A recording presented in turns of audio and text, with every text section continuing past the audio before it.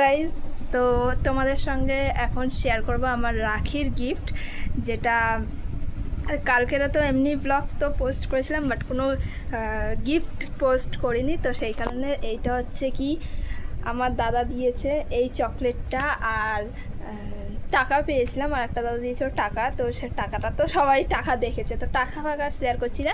এই চকলেট আর রাত্রে বিরিয়ানি খেয়েছিলাম, তো কালকে অনেক অসুবিধার কারণে তাই সেটা শেয়ার করিনি। বাট এই যে এই চকলেটটা এখন আমরা খাবো দুজনে মিলে। এই যে তাও হাত ছেঁড়া হয়ে গেছে।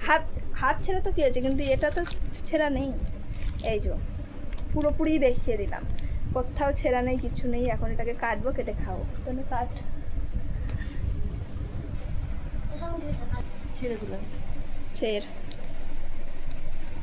ডার্ক চকলেট যদি আমার অতটা ভালো লাগে না।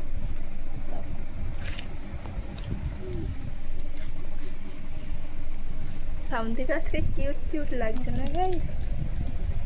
কিউট আজকে তাও আমার মানে অন্যান্য সময় তোমরা দেখো যে আমাকে কি রোগা রোগা লাগছে, সত্যি কি আমি যদিও সত্যি রোগা, কিন্তু